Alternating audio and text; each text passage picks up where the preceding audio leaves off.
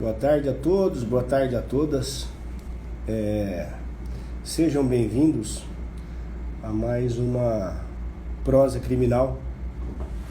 Nessa oportunidade nós vamos conversar, prosear com o mestre Denis Ortiz Jordani, advogado, especialista no tema. O tema hoje é violência doméstica.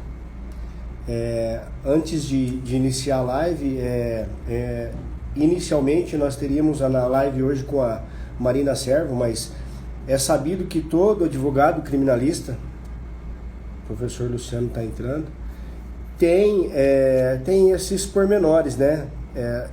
São urgências durante nossa profissão e às vezes isso acontece.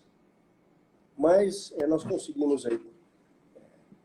Ô, Macri, tudo bem, doutor? Salve, doutor Robson. Estava argumentando aqui que a ausência da Marina, tendo em vista um depoimento na delegacia, e hoje nós temos o doutor Denis, né, especialista no que se diz respeito à violência doméstica, a lei da Maria da Penha, 11.340, e a gente vai conversar um pouco com ele. O Paulo Ione chegou, vamos lá. O Denis também já chegou. Doutor Denis. Vou pedir para o doutor Denis aí, pedir para entrar aqui, deixa eu ver aqui. O Paulo, doutor? Boa tarde, tudo bem? Boa tarde. Boa tarde, Paulo. Eu estou esperando o Denis solicitar aqui, não sei se tem como eu chamá-lo. Eu já expliquei para ele como é que funciona, né? Só ele dar uma entradinha aí. Não entrou ainda. Eu estava explicando o professor a respeito da alteração, primeiramente, né? Eu não sei se nós temos ainda a nova data, mas a gente vai trabalhando nisso. E o tema hoje é... Ele disse que já pediu aí para entrar, Robson. Será que você consegue encontrar aí o pedido dele? Não tem, professor. Vou pedir para ele sair e entrar novamente, né? Então, não, mas não tem. Aqui, agora veio. Foi? Agora veio. É que às vezes demora um pouquinho.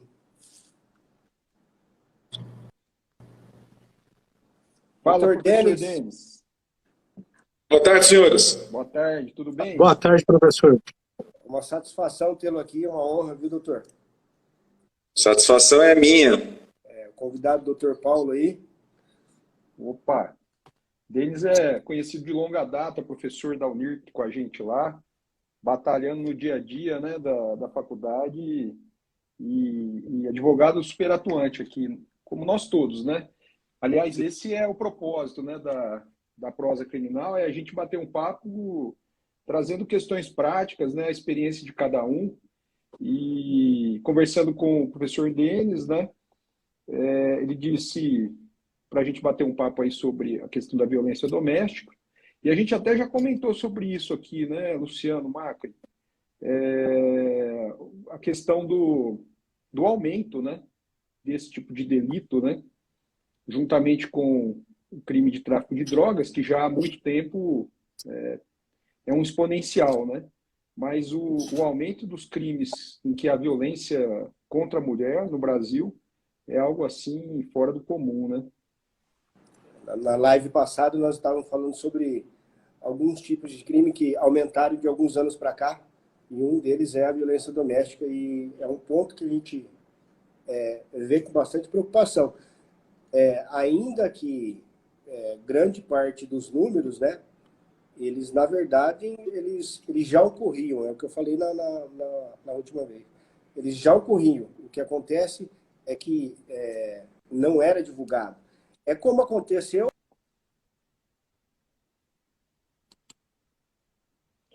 Acho que saiu.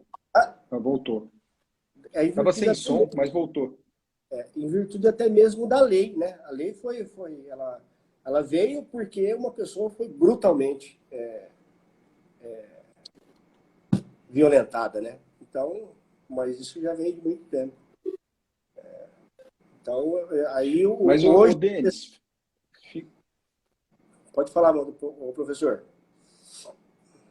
Não, achei que você tinha terminado, mas pode finalizar aí. Mas hoje nós temos um especialista, é lógico, não desmerecendo nem o Dr. Paulo, nem o Macri, mas já atuei em alguns processos, mas eu acho que o Dr. Denis tem mais atuação do que eu.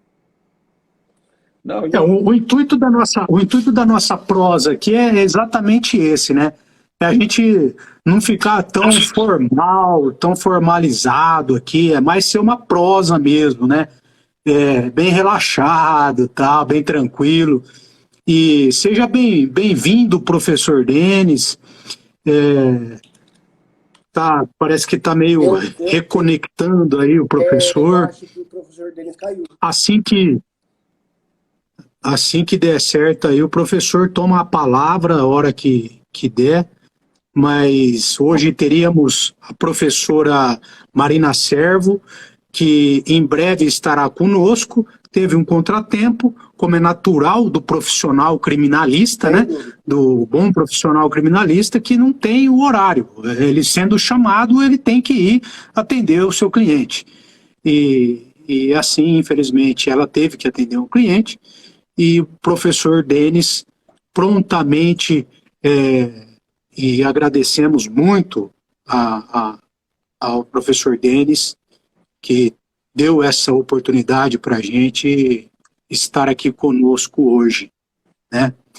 Podendo suprir essa necessidade nossa.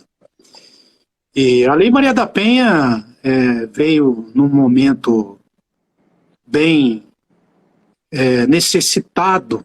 Na verdade, a busca do direito penal sempre procurou por grandes inimigos, né? Essa busca do direito penal. Professor Denis, desculpa, eu tô introduzindo aqui, mas o intuito da nossa prosa é exatamente esse, é bem light, é uma prosa mesmo, certo? E aí eu tô dando uma introdução aqui, mas desde lá da caça às bruxas, viu? Naquele período... É isso, naquele período inquisitorial, onde os papas, né, a Inquisição, tinha que procurar algum inimigo para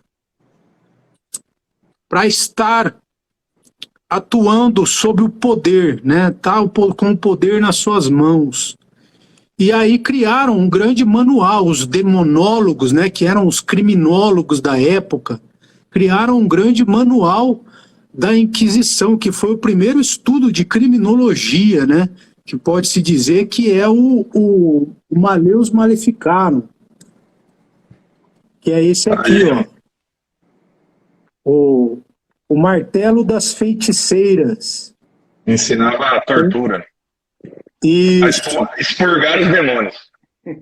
A expurgar os demônios. É o primeiro manual dos inquisidores. E as primeiras vítimas foram as mulheres, né? Então, e hoje nós temos uma lei Maria da Penha, e Maria da Penha exatamente por esse nome, porque a Maria da Penha, ela sofreu inúmeros atentados aí pelo seu marido, e a nossa legislação, o nosso sistema judiciário, ele foi bem omisso, e isso chegou à Corte Internacional, e o Brasil foi, inclusive, condenado pela Corte, né? E ela sofreu um atentado, até onde eu sei, ela tomou um tiro pela costa. Tomou um tiro, e aí depois ela estava tomando banho, eletrocutada, né? Na chuveira. Na Isso. cadeira de roda, né, doutor Ortiz? Na cadeira de roda. É isso aí. Então, e o Brasil ficou ao seu bel prazer e esse processo rolando, e até que ela virou um símbolo e aí para essa legislação tomar um vulto. Mas passo a palavra ao professor aí, que é o Papa na situação aí. Exato. Pessoal, primeiramente, boa tarde a todos, né? Eu gostaria de agradecer aí o convite do Dr. Paulo, de fato amigo de longa data, e longa mesmo, e também ao Dr. Robson, né? Pela acolhida aqui, e ao Dr. Luciano Macri, que dispensa apresentações no meio jurídico riopretense, né? Eu, até batendo papo aí com o Paulo, a gente ficou aí, o que podemos falar? O Paulo me fez o convite para estar aqui com vocês hoje, para a gente estar aí refletindo um pouquinho, e eu havia falado de alguns outros temas, e chegamos aí a esse consenso da violência doméstica, né?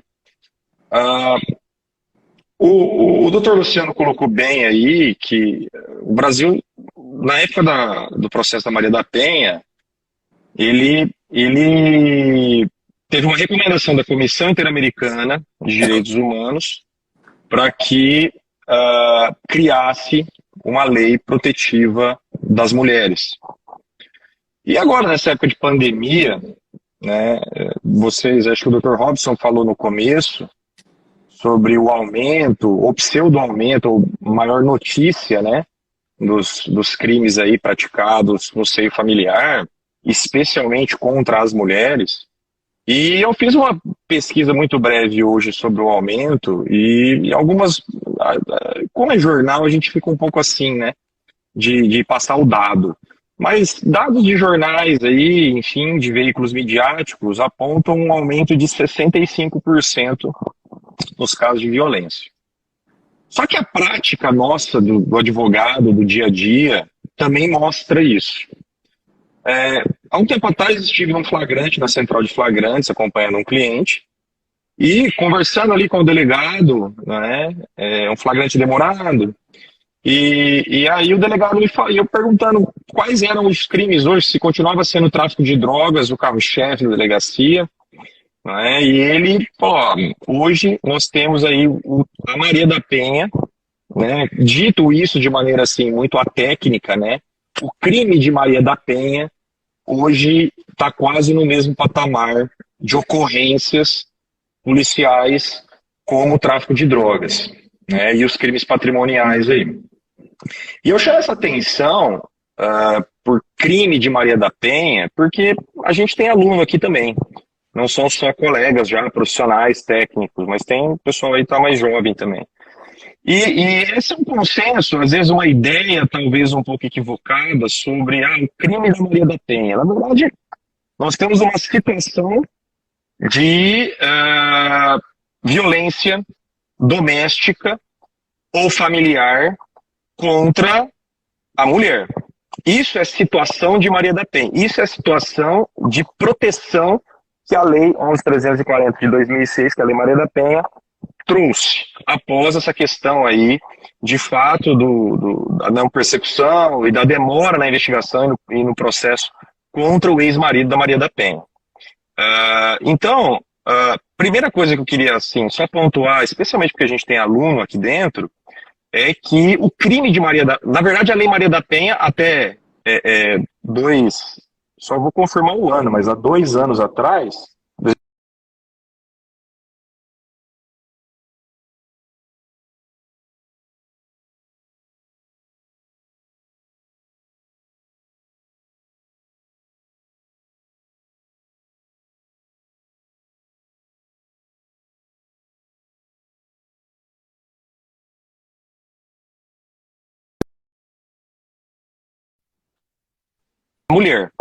a mulher. Tá? Então essa é a ideia inicial. E com esse aumento de violência, isso a gente nota no dia a dia do escritório. O número de ocorrências que se deu aqui, Isso vem também ao lado do recrudescimento do penal, porque nós tivemos diversas leis alteradoras, inclusive da própria Lei Maria da Penha e outras, né, tentando aí coibir a prática do crime.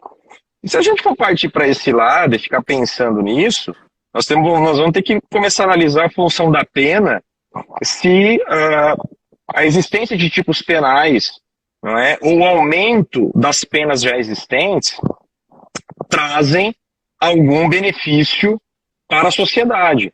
Se isso causa algum... Porque a pena tem efeitos, os efeitos da pena. E um dos efeitos da pena é o dissuasório, é evitar a prática delitiva, é dizer para a sociedade, olha, esse fato, esse bem jurídico é importante e, portanto, merece a proteção do direito penal com a pena X. Logo, sociedade, não pratique. E ele diz também a função da pena direcionada ao criminoso, dizendo, olha, criminoso, se você violar determinado bem jurídico, a sua pena será tanto. Então, a ideia é, não pratique o crime, não viole o bem jurídico que eu, legislador, estou escolhendo como merecedor de proteção. E isso a gente sentiu na Maria da Penha, né? Um aumento aí de situações de leis trabalhando com o tema. Só que a efetividade fica um pouco, né, passa um pouquinho ao largo disso. Né? Por quê? Porque o sistema tem um monte de antinomia. Existe um monte de situação aí que a lei do Maria da Penha é uma lei, é legal, tem que ter.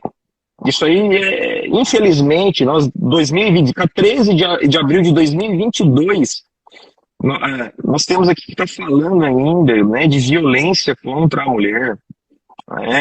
Isso chama, eu não sei se os colegas aí têm filhas, mas eu tenho 2 filhas, e isso a gente começa, talvez, a ter um pouquinho mais de noção quando você tem filha.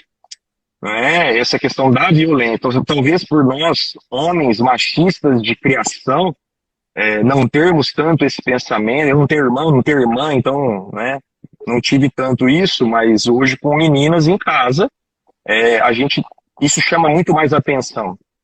Isso nos leva a refletir muito mais sobre o tema. E o sistema, ele tem um monte de problema. Por exemplo, no caso de ameaça, 147 aí, imagina que o cidadão fez a ameaça, a mulher chamou a guarnição policial, ou foi a delegacia de polícia, foi a DDM, e lá fez uma representação e um pedido de proteção, de medida protetiva. Essa medida protetiva, ela é deferida, existe aí, via de regra, o afastamento do lar do ameaçador, do marido, do cônjuge, do companheiro, e aí essa pessoa se afasta do lar, vem o processo, ele é condenado a uma pena de regime aberto e volta para casa. Então a gente começa a ter um problema aí também, não só no direito penal, mas no processo penal. Porque nós temos aí as medidas protetivas, que nada mais são do que medidas cautelares, diversas à prisão, e aí o 319 do Código de Processo Penal é muito semelhante aqui à questão de medidas protetivas da Lei Maria da Penha, que se direcionam só para a questão de violência doméstica familiar, ao passo que o 319 dá amplitude para qualquer tipo de delito. Então essa é a diferença assim, fundamental entre eles. Mas a questão é que a medida protetiva acaba muitas vezes sendo muito mais gravosa para o homem do que necessariamente uma condenação criminal. Nós temos casos aqui no escritório onde a pessoa, através de ameaça, corremos para tentar acelerar a marcação da audiência de instrução e julgamento, porque na audiência a gente sabia que ele ia ser solto. Quando você está aqui do lado da defesa do homem, isso é uma situação que você tem que correr, porque de fato as medidas protetivas estão aí, os homens estão sendo presos, ainda bem, mas, de outro lado, isso acaba não surtindo efeito com fins de fato cumprimento de pena, de sanção penal. E a gente vê um aumento da violência exponencial contra as mulheres. E aí, casos de homicídio, pensando criminologicamente, eu sei que o doutor Luciano gosta muito da área, a qualificadora do feminicídio, aí dentro do crime de homicídio, é interessante, mas desnecessária, no meu ver, porque as demais qualificadoras, já do parágrafo 2º do 121, já cumprem esse papel. O homem que mata uma mulher pela condição de sexo feminino demonstra total torpeza. Tá? É claro, quando você tem 2 qualificadoras, 3 qualificadoras, isso vai ter um aumento da pena na dosimetria final. Mas, enfim, assim, para fins de qualificação, não faz muita diferença, porque a torpeza, né, já estava...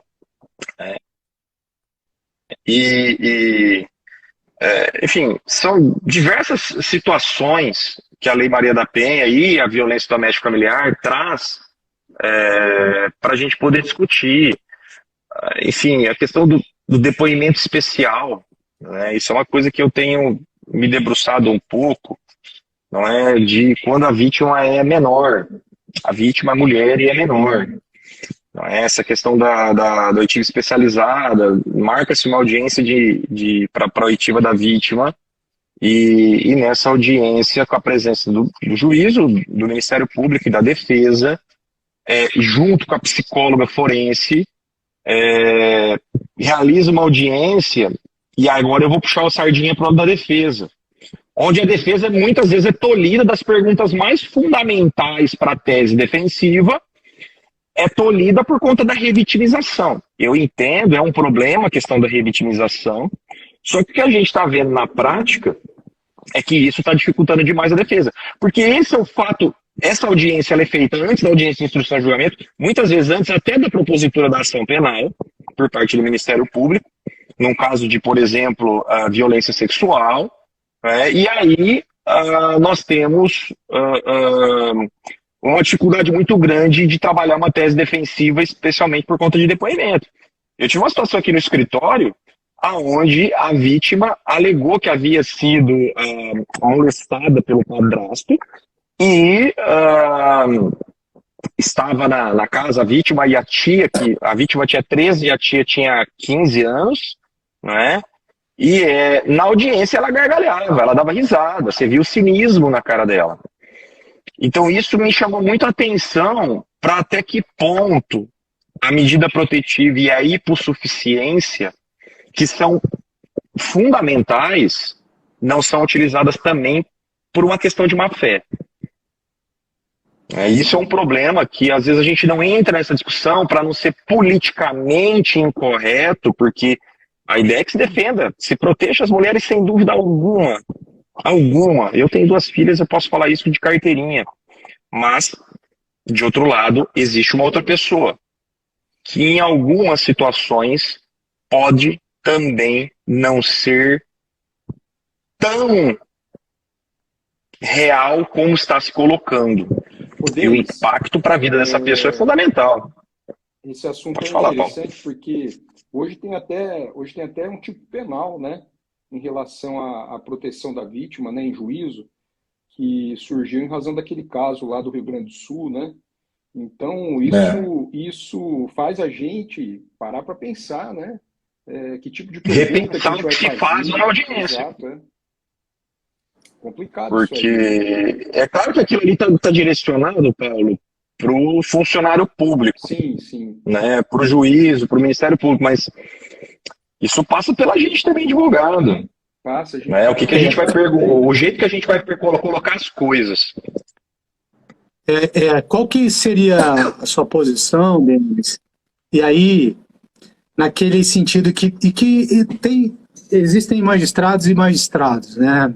A gente lida com todo tipo de situação. Sem dúvida. Mas aquele magistrado mais incisivo, mais inquisidor, que no caso da vítima, que na fase policial, ela dá aquele seu depoimento no calor da emoção e chega em juízo, ela fala assim, olha, eu colaborei aquele dia, viu? Eu fui para cima dele, eu bati nele, ele apenas revidou. Ele não quis me agredir. Eu aqui estou me arrependendo, eu não quero tocar mais essa situação. E aí o magistrado mais inquisidor, igual aquela situação, falou, então você mentiu na delegacia, você sabe que você pode responder por um crime mais grave, uma denunciação caluniosa, ou algo parecido, tal, faz aquela pressão. Qual que é a sua opinião? Poderia responder por essa lei nova, essa lei Mariana Ferrer, né? Lei 12.245/2021. Mariana Ferrer. Ela fala, inclusive aqui, estou lendo ela aqui, no artigo, durante a audiência, todas as partes e demais sujeitos processuais presentes no ato deverão respeitar a dignidade da vítima, sob pena de responsabilização civil, penal e administrativa, cabendo ao juiz garantir o cumprimento de disposto nesse artigo, vedada manifestação sobre circunstâncias e elementos alheios aos fatos objeto da apuração dos autos, a utilização de linguagem, de informações ou de material que ofendam a dignidade da vítima ou de testemunha. Queria saber a sua opinião. Uma vez, conversando com a professora Alice Bianchini, que talvez seja a maior autoridade em questão de violência contra a mulher hoje, né, a professora me disse o seguinte: Denis, muitas vezes a mulher que é agredida, ela não sai do... E na época a gente tinha a questão da representação, não é? Também para lesão corporal de natureza leve na mulher. Então a mulher poderia se retratar no caso da ação penal, no caso de lesão corporal leve. Hoje o STF já bateu o martelo que ação pública incondicionada também na lesão leve, como na grave, na gravíssima, enfim. Hoje o que restou de ação penal pública condicionada aí à representação é apenas no caso de ameaça. E ela me disse o seguinte: muitas vezes a mulher ela acaba aceitando e voltando atrás, se retratando em uma ação penal, porque ela tem uma dependência econômica do marido, ou do companheiro, enfim. Ela não tem para onde ir, ela depende da criação dos filhos, e isso me chamou a atenção, que de fato é verdade. Às vezes a mulher acaba numa situação de dependência econômica. Muitas mulheres se mudaram das suas cidades para conviver, para constituir família, para viver em outros locais, outros estados da federação, e não tem condição, não tem para onde ir se sair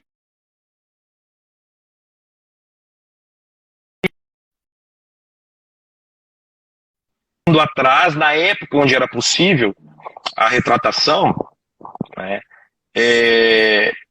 Porque estava às vezes no calor da emoção, e aí, né, acaba se recompondo aí com o seu companheiro,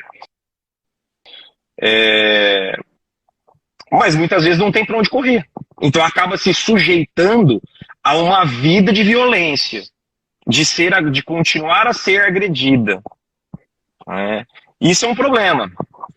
Essa questão do juízo um pouco mais aí incisivo, nós temos, enfim, vocês estão no dia a dia da prática forense, vocês sabem tão bem quanto eu, mas essa questão do artigo aqui do 474, da alteração, né, do 474A do Código de Processo Penal, na verdade, a questão aqui vai recair sobre todo mundo, né? Não só sobre ele. Agora, se ele está forçando a vítima a não se retratar, não acredito que exista uma possibilidade de punição, enfim, de responsabilização civil.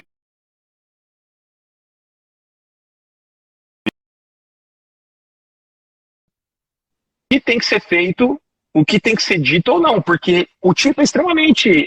ficou muito aberto, né? Durante a instrução do plenário, todas as partes e sujeitos deverão respeitar a dignidade da vítima. Então, no ato de... eu quero perguntar, por exemplo, como foi a situação? De que maneira aquilo aconteceu? Porque às vezes isso está extremamente ligado à minha tese defensiva. E aí eu estou sendo tolhido disso para que eu pessoalmente não seja responsabilizado. Então, essa questão do mediatismo penal, e aí eu volto lá na fala do começo, não é? Cria-se tantos tipos penais sem efeito, aqui não é penal, mas enfim, não tem efeito prático algum, né? Dissuasório aí, de dificultar, não é, a prática do delito, enfim. É uma situação bastante complicada. Só que não dá para ficar sem. Hoje, infelizmente, não dá para ficar sem a Lei Maria da Penha, porque, infelizmente, os homens aí ainda acham que as coisas se resolvem na base da agressão. E não só agressão física. Né? É importante que a gente pontue que violência contra a mulher, e violência doméstica não é só contra a mulher. Violência doméstica é aquela dentro do lar, não é aquela do pai contra o filho, do filho contra o pai idoso, enfim, né? Mas enfim, o que a gente mais fala é violência contra a mulher como vítima disso. E a gente fica, às vezes, num beco meio que sem saída, porque existe, tem que ter.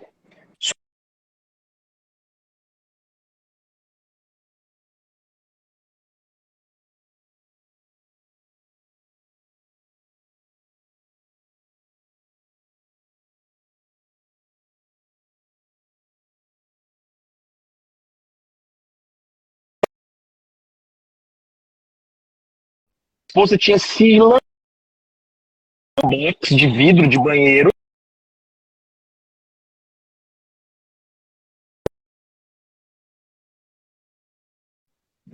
Né?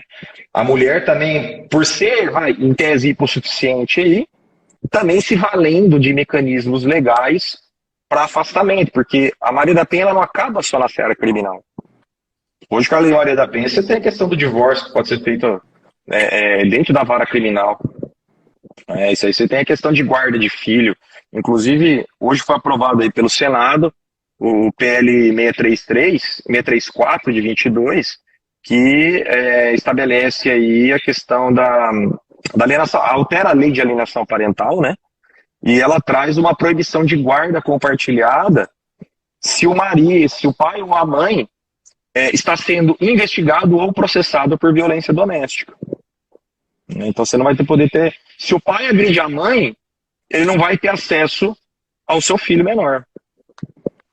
A guarda não vai ser compartilhada, vai ser unilateral. E agora foi para a sanção do presidente. Então isso é um reflexo relevante. Porque a Maria da Penha, ela não se esgota só na seara criminal. Ela vai muito, muito além disso. Muito além disso. O André Monteleone está colocando aqui a questão das mulheres trans, né, que também houve uma equiparação agora recente também, né, enfim, um posicionamento do STJ, do STF, se não me engano do STJ, né? A questão da mulher trans, se a gente for pegar o que o direito civil, que o direito de família, que é, para mim, talvez a área mais avançada que a gente discute aqui dentro dos ramos clássicos do direito, o STJ tem posicionamento extremamente avançado em relação a isso. Para mim, e isso eu coloco em sala de aula com os alunos, a gente está trabalhando num conceito legal de mulher. Então, a questão do transexual, penso eu, e não estou dizendo que eu estou correto, tá? Se o transexual ele se apresenta apenas como travesti, e sem demérito algum, por favor, eu acho que é discutível a aplicação da Maria da Penha. Tá? Porque ele não tem alteração de assentamento de registro civil, porque ele tem uma condição biológica ainda como homem. Agora, a partir do momento em que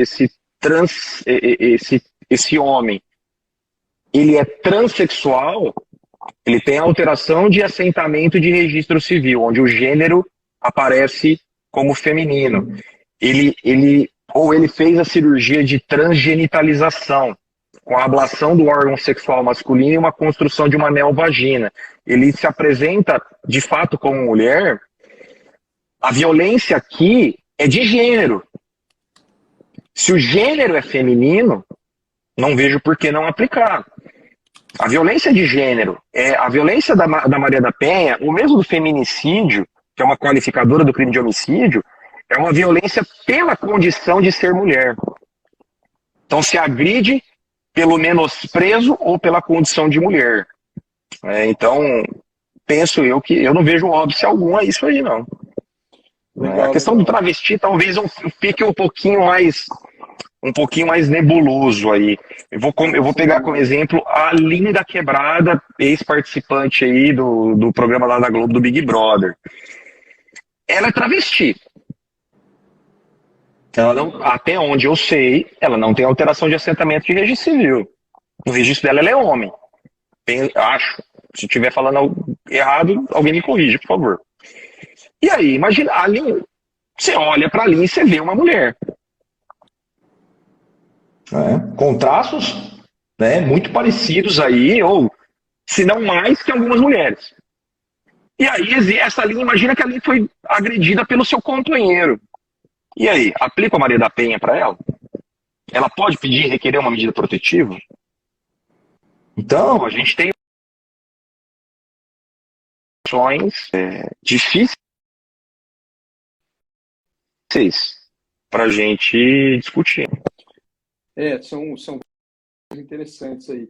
Ô, Denis, queria abrir uma parte aqui para agradecer a presença do professor Wadi, professor Henrique Tremura, o André Monteleone, lá de Catanduva, está presente, o nosso colega Diego Carreteiro também, advogado aqui, bastante conhecido, amigo nosso, e da Prerrogativas aqui da OAB.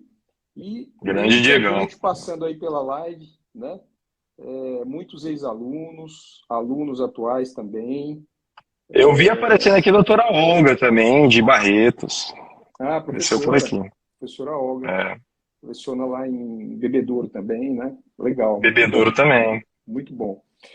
Queria fazer 2 pontos, tocar em 2 pontos. Né? O primeiro deles é fazer um registro do atendimento que é feito pela DDM daqui de São José do Rio Preto, que, pelo menos na minha concepção, é muito rápido, né?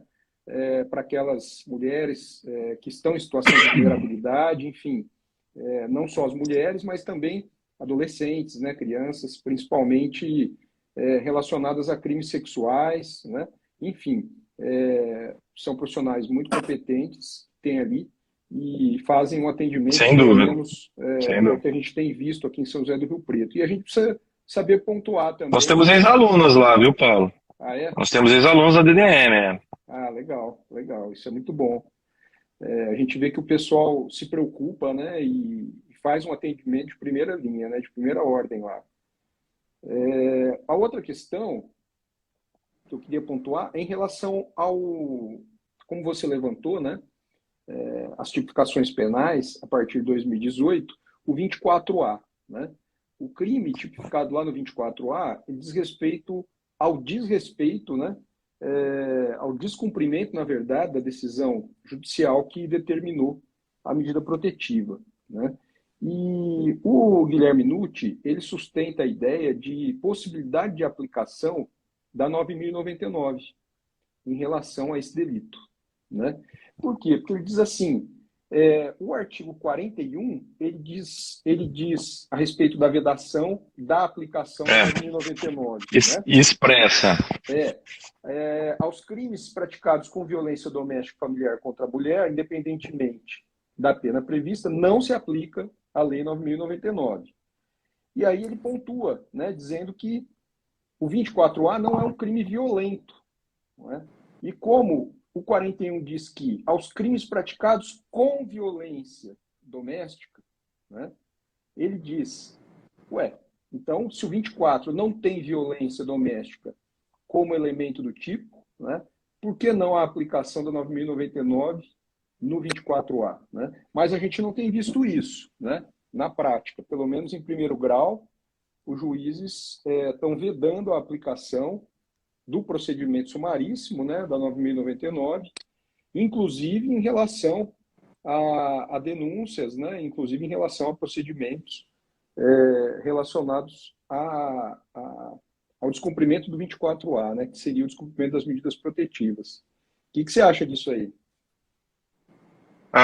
Primeiro, atendimento da DDM, posso falar por mim, não posso falar por todos os colegas, mas eu sempre, né, vi um atendimento de primeira linha aí, chefiado aí pela doutora Margarete, né, pelas outras delegadas, agentes, enfim. O atendimento é sempre muito bom para a mulher. Aí, eu só faço um parênteses e um porém, e isso não é relativo à DDM de Rio Preto, não é, mas essa questão da hipossuficiência, da vulnerabilidade, isso, quantas vezes nós vimos, a mulher fala, enquanto ela está fazendo o seu depoimento, a escrivã está colhendo o depoimento, e às vezes a própria escrivã está complementando algumas coisas. É claro que é dever do funcionário público aí, né, do agente policial, fazer todo o possível para proteger essa mulher, essa criança, essa adolescente, enfim, que está vulnerável e que foi vítima de violência. Mas a gente tem que parar para pensar que essa situação de hipossuficiência também gera uma inversão do ônus da prova ferrenha para o lado do homem, que acaba tendo que provar, pelo menos aí numa questão, na fase ainda policial, né, evitando qualquer consequência um pouco mais gravosa, a não ocorrência do delito. Então, tem os dois lados.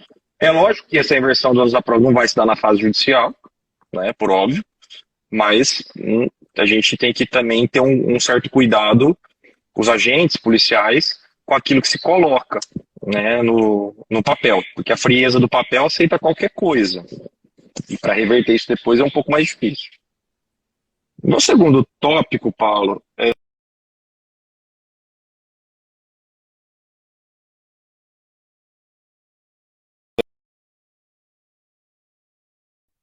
aplica. De fato, ele é um crime, e é o único crime dentro da Lei Maria da Penha, por descumprimento. Então, existe uma medida protetiva anteriormente decretada, a qual não foi respeitada. E aqui eu faço um outro parênteses, que para mim, assim, nós tivemos um caso aqui no escritório, onde a pessoa não foi intimada da medida, o homem não foi intimado da medida protetiva, entrou em contato com a ex-namorada e foi preso. Só que ele não foi intimado. A decisão era que ele tinha condições de saber que a protetiva havia sido deferida. Me desculpa. Né? Muito, né? Forçar pouco. Contato com ele, né? E acabou, ela noticiou o fato e o cara acabou sendo preso por descumprimento da protetiva, a qual sequer havia sido intimado da protetiva. Então, isso é um problema. Só que o 24A ele fala que é descumprir decisão judicial que defere medidas protetivas de urgência previstas nessa lei. Descumpriu, fato está praticado. Isso não tem a ver com crime contra a mulher. Isso não tem a ver com crime contra a mulher. Ou com violência de gênero. Não é? Não existe a violência, é só pelo descumprimento. E o descumprimento pode ser feito com uma ligação, com um contato, depende do tipo de medida protetiva que foi deferida. Proibição de manter contato com a ofendida ou com os seus parentes. Entrou em contato com o filho. Pronto, está descumprindo a medida protetiva. Então, uma situação assim aqui no escritório muito complicada, onde um pai descobriu um relacionamento da filha e acabou perdendo a cabeça e agredindo a garota. E aí? A menina tem 13 anos. O pai aí num pensamento de defender, né, e educar a filha, ainda que talvez de forma equivocada, e se excedendo, acabou agredindo a filha. E aí, agora não pode mais conversar com ela? Não pode mais educar? E como fica a questão da guarda? E se o processo demorar 1 ano, 2 anos, 3 anos, e aí? Ele não pode mais entrar em contato com a filha? E se lá na frente, no processo, ele for absolvido? Ô, Denis, Como é que fica a situação? essa é uma outra questão interessante também, relacionada ao tempo da medida protetiva, né? Por vezes a gente vê a decretação de forma indefinida, né? Mas eu tive casos em que o juiz determinou um prazo, né? Ele determinou um prazo de 6 meses e aí quase que finalizando o prazo, a vítima constituiu um advogado, o advogado peticionou, né? Pedindo a Dizendo extensão que do não é. prazo, dizendo que ainda havia alguma animosidade entre o casal. Na verdade, juntou um boletim de ocorrência, né? Um novo boletim de ocorrência que foi feito, mas fica aquela questão, né? É bastante difícil esse monitoramento, porque imagine um casal que tem um filho em comum, né? E eles discutem sobre, e está sendo discutido na esfera civil, né? Em família, a questão de visita, a questão de pensão alimentícia, etc. e tal, né? Então, ainda que existam medidas para tentar, de alguma forma, inibir, seja feito por WhatsApp, mesmo que seja feito eletronicamente, o contato é necessário, né? Para definir o dia, onde vai buscar, que horas vai pegar, que horas vai levar, se pode buscar na escola, se não pode. Então, realmente... Até pelo custeio, né, das necessidades do infante. Sem dúvida, sem dúvida. Então, eu vejo que é bastante difícil mesmo. Mas aquela questão do 24A, Denis, você se opõe à aplicação do 9.099? Não? De jeito nenhum. Eu também entendo que seria bastante de jeito razoável a nenhum. aplicação da 9.099 ali, sabe? Eu entendo que A supriria... 9.090, porque ele não fala, né, o 41 ele não fala, Paulo, aos crimes praticados com violência, aos crimes praticados com violência e doméstica mulher contra mulher. O descumprimento nem sempre tem a violência. Exatamente. Ele nem tem a violência como elemento do tipo, né? Então, eu acho que... É só o fato, é o mero descumprimento. Porque pelo fato de descumprimento da medida protetiva, vai ser fundamento para prisão preventiva, né? Sim. E pela prática de um novo delito. Não quer dizer que esse novo delito está vedado a aplicação da 9.099 e dos seus benefícios, né? Enfim, transação, suspensão e etc. Não existe. Se você for pensar teleologicamente, talvez exista aqui uma má redação do artigo 41, só que nós estamos ligados aqui ao princípio da estrita legalidade. Não dá para fugir disso daí. Analogia em Malamparte no direito penal, né? No processo cabe, em tese até cabe, mas não acho que é um pouco pesado aqui, esse tipo de interpretação. Porque se num primeiro momento a gente entende que não haveria prejuízo ao acusado, porque seria um procedimento mais elástico, né, que estaria sendo aplicado, num segundo momento, apesar de ser um procedimento mais elástico, não está se aplicando as medidas penalizadoras da 9.099, né? Então, há um prejuízo bastante claro, a meu ver, que seria a impossibilidade de uma transação penal, a impossibilidade de uma suspensão condicional do processo, né? Sem dúvida. A transação e viria muito bem para ele. Precisa ver se o Ministério Público, ainda que se entenda que possa ser aplicado, se o MP vai ofertar a proposta de transação, porque provavelmente ele vai alegar, falar, já que teve violência aqui, o crime, enfim, envolve violência contra a mulher, deixa eu ofertar. E aí o STF já disse que o Ministério Público tem essa liberdade em ofertar ou não a proposta de transação aí, ou eventual de suspensão condicional do processo. A subjetividade, ela existe, né? E sem dúvida que o Ministério Público passa pelo crivo do Ministério Público, né? Decidir sobre isso, né? Pela oferta ou não. Mas é preciso dividir as coisas, né? Uma coisa é algum tipo de violência que exista, né? E por isso foi decretada a medida, até por isso que foi decretada a medida, até para se evitar, né, uma possível violência. É por isso que foi decretada a medida, ou as medidas foram decretadas, mas o descumprimento é outro comportamento, é outra conduta, né? E como você disse, nem sempre vem com violência, né? Porque assim, a questão da violência, né, isso aí está ligado, né, à questão da prisão processual e da prisão pena.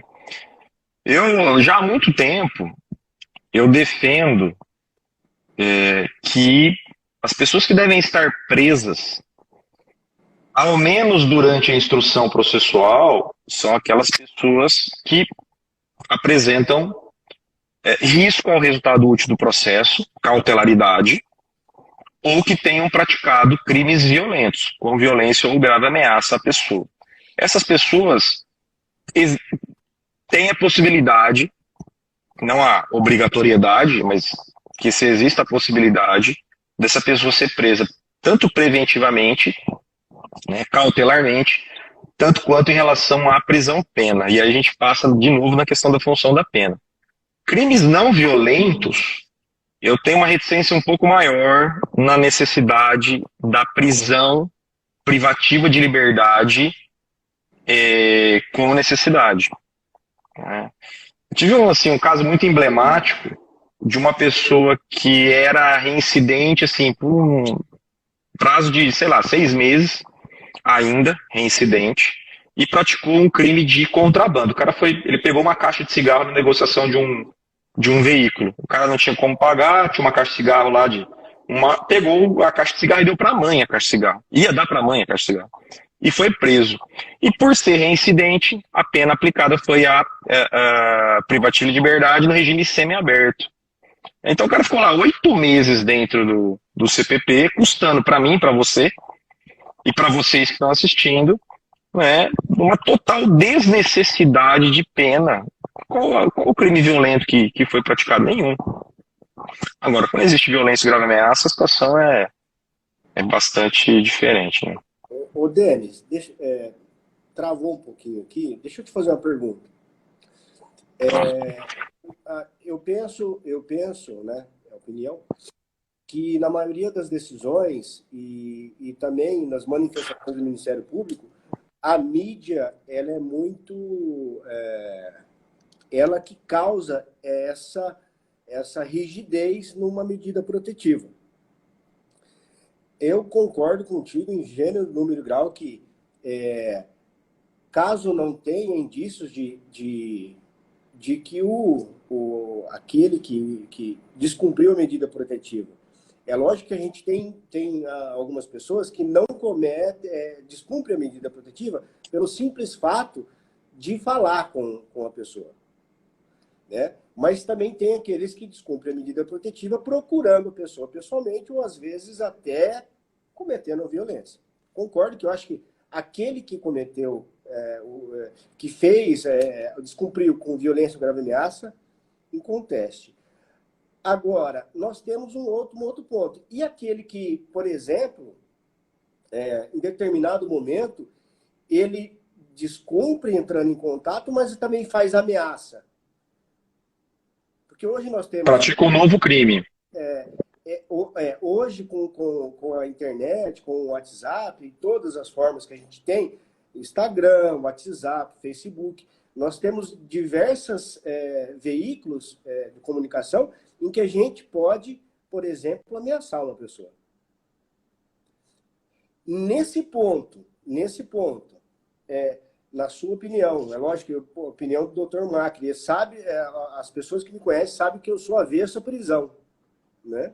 Eu acho que a prisão é a última ratio, é a última coisa que deve se fazer, e eu concordo contigo que o sistema prisional ele já está superlotado, né? Se a gente for olhar isso, eu acho que não tem nem como a gente falar, a mídia fala isso. Na sua opinião, nesses casos em que não há violência ou grave ameaça, mas há um indício de ameaça naquilo... Mas a ameaça aí, ela já está configurando, né? A gravidade, porque o próprio tipo penal da ameaça, a ameaça é promessa de mal, injusto e grave. aí você fica também naquela subjetividade, né? O que que é o mal, injusto e grave? Para mim é uma coisa, para você é outra, né? Se a gente se apegar, né, à teoria do direito penal, eu particularmente não vejo com bons olhos a prisão nesse caso. Só que vamos vestir a toga do juízo. Você garante, você coloca, você se arrisca a dizer não prendo porque é só uma ameaça, mas e se a ameaça se concretizar? Como muitas vezes se concretiza. Então aí o magistrado também acaba dando, ele não vai assumir essa carapuça, né? Eu não acho que ele vai. Eu talvez no lugar dele também não assumiria. Decretaria prisão. Exatamente. Mas essa a gente não sabe até onde, de fato, a ameaça ela pode se concretizar né, eventualmente não é uma ameaça de agressão, mas uma ameaça de morte. Sim. E aí as mulheres acabam sendo mortas. Enfim, eu talvez na posição de juiz também não, né, eu talvez decretasse por medo talvez de me comprometer comigo, né, comigo, não é nem com o sistema. Eu acho que a subjetividade nesse crime, no que diz a respeito à legislação de Maria da Penha, eu acho que ele é perigosa, sim, de fato. Mas penso igual o doutor sobre isso. Tenho o mesmo pensamento. Acaba sendo complicado. Eu vi que o doutor Diego colocou aqui alguma coisa, mas eu não consegui acompanhar. Se não prender, não cumpre, de fato. Aqui, acho que não se cumpre nem quando se tem que cumprir, né? O risco da prisão, ele acaba sendo um limitador. O risco da prisão acaba sendo um limitador, sem dúvida nenhuma. Mas não é uma garantia de que o fato não acontecerá. Porque, veja, a questão da ameaça, aquilo que eu falei no começo, acaba sendo um pouco esdrúxulo, porque imagina que o cidadão ameaçou, medida protetiva decretada. A hora que ele é intimado, ele fica com mais raiva ainda na mulher. Ou vai atrás, ou torna a ameaçá-la. Ela noticia o fato, por exemplo, a Patrulha Maria da Penha. A polícia vai lá e efetua a prisão do cara, é conduzida à delegacia, vê que tem uma medida protetiva deferida, vai para custódia, converte em prisão preventiva. Ele passa lá 1 mês, 2 meses, aguardando a audiência de instrução e julgamento. Na audiência de instrução e julgamento, ainda que ele confesse, olha, eu ameacei mesmo. Então eu, juiz, te condeno. Sai do fórum, pode ir para casa. Exato. E aí? Que força que tem. Mas sai do fórum, você é primário, bom, sai do fórum e vai para casa. Dorme em casa lá com sua esposa que você ameaçou e ficou preso 1, 2, 3 meses aí, aguardando a audiência ou te soltar na audiência. Então, duas uma. Ou não cabe prisão preventiva por descumprimento de ameaça, ou a gente tem que mudar a pena de ameaça.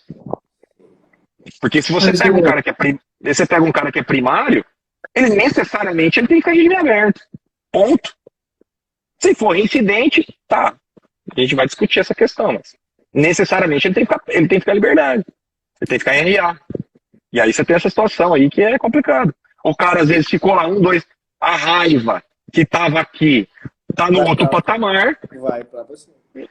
Aí ele, como existem casos disso, ele vai lá e aí ele termina de fazer o que ele só ameaçava, né? E a mulher, porque veja, e o Estado nisso?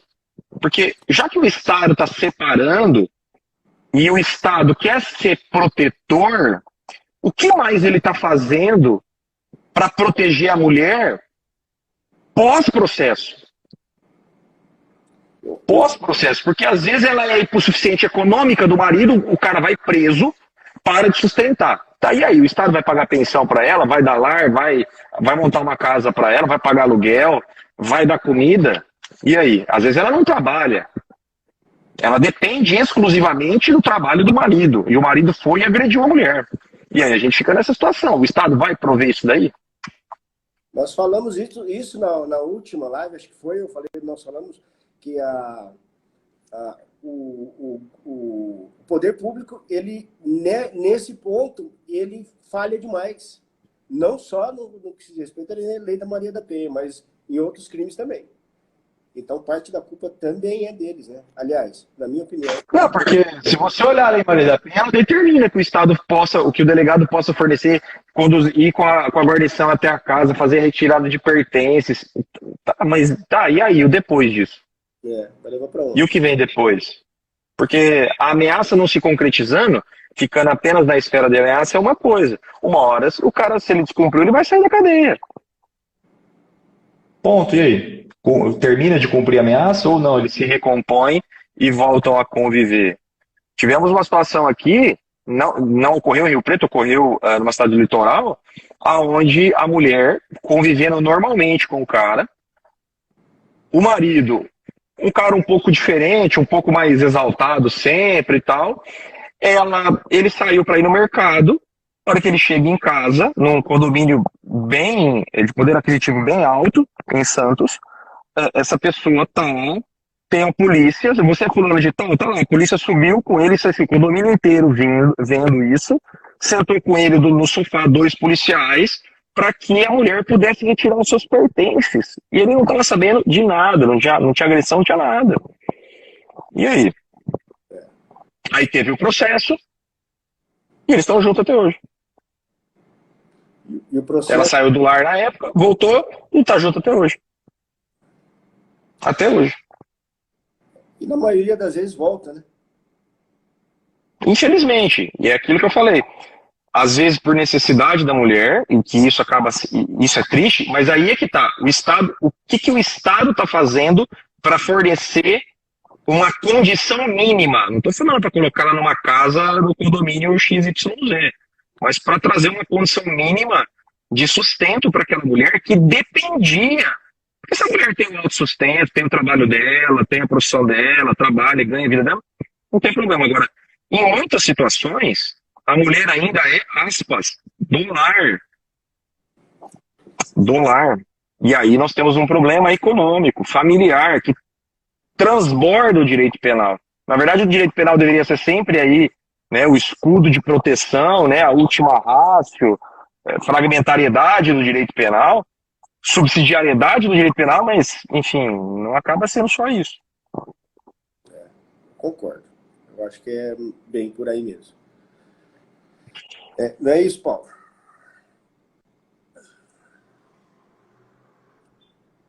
Tá sem áudio, Paulo. É isso aí. O Macri quer falar alguma coisa ou não? Concordo com tudo.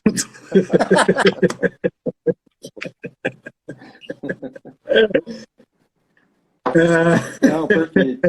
Ô, Denis, a gente vai te agradecer aí que está dando 1 hora já de live, né? Foi muito legal e trouxe temas aí importantes, né, relacionados à Lei Maria da Penha e principalmente questões práticas, né? Isso que vale a pena aqui. Então, te agradecer mais uma vez pela disponibilidade, né? E sempre posicionamentos certos, né, cara, e importantes, né, para a gente poder debater e discutir aqui a respeito de temas relacionados à nossa região. Esse é o objetivo maior aqui do Prosa, né? A gente, em primeiro lugar, trazer colegas que, não importa se são advogados, se atuam como juízes, promotores, delegados, etc. O que importa é a gente trazer pessoas que atuam na nossa região, em primeiro lugar, né? Porque o nosso público, a nossa audiência é composta de colegas também, de alunos, né, ex-alunos que estão iniciando a advocacia, e a gente sabe da importância, né, da experiência prática nossa para que outros colegas, outras pessoas consigam, de alguma forma, enxergar, né, compreender a dificuldade que é exercer a advocacia hoje, mas principalmente a importância de tomar conhecimento, né, de temas que estão aí no nosso dia a dia. Tá bom? Obrigado, meu amigo. Um forte abraço para você. Eu que agradeço o convite, permaneço sempre à disposição para a gente ficar batendo um papinho aí. Legal. E agradecer ao Dr. Robson, ao Dr. Luciano também. não só pelo convite, pelas considerações, doutor Paulo. Muito obrigado. Eu vou dizer o seguinte, não só pelo tamanho e conhecimento que o doutor tem, mas também a compartilhar isso com a gente, doutor Denis. Sabe o que é bom? Não é bom só para nós, é bom para as pessoas que estão começando, para as pessoas que não conhecem sobre o assunto, para as pessoas que querem conhecer mais o convidado. E eu agradeço demais, você compartilhou muita coisa aqui que eu acho que para todos que virem essa live, eles vão agradecer. Obrigado mesmo. Eu agradeço. O dia que a gente for falar de prisão preventiva aqui, pode preparar umas 6 horas de live aqui, que a gente nunca mais acaba o tempo. 1 hora você não vai dar. Bom demais. Não dá bom tempo. demais. Mas a prosa Professor. por isso que é legal deles. Eu agradeço, Professor pessoal. Tô à disposição, viu? Legal. Pessoal aqui já tá comentando aqui que o tempo foi pouco, viu? Queriam mais. Vamos Mas marcar pra próxima. já fica um convite para a próxima Eu aqui. agradeço. Estou à próximo- disposição. Vocês escolherem, eu estou aqui para a gente discutir. Essa reflexão é muito certeza. importante. A iniciativa do PROS é muito legal. Tá? Eu não conhecia, o Paulo que me apresentou. E assim, vocês estão de parabéns por essa iniciativa. Nossa, é sensacional mesmo começar a levar as pessoas, não só os colegas advogados, o dia a dia do direito criminal. Não é? Que não é só a visão do advogado, não é? Mas também aí a visão do juízo, do Ministério Público, mas das pessoas aí que estão pelas ciências criminais. Manda um abraço pro amigo Ricardo. Mando sim. Tava aqui até agora, acho que foi agora. Beleza. Deixa eu mandar um abraço pro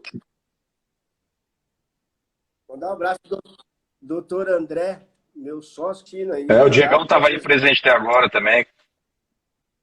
Legal. Grande Márcio Moreira aí presente, futuro prefeito de Capivari está aí também.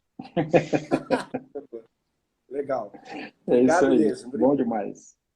Valeu, pessoal. Obrigado, gente. Um grande abraço para todos. Boa tarde. Um abração. Valeu, Sucesso. gente. Valeu, tchau, tchau. Prosa foi boa. Prosa foi boa.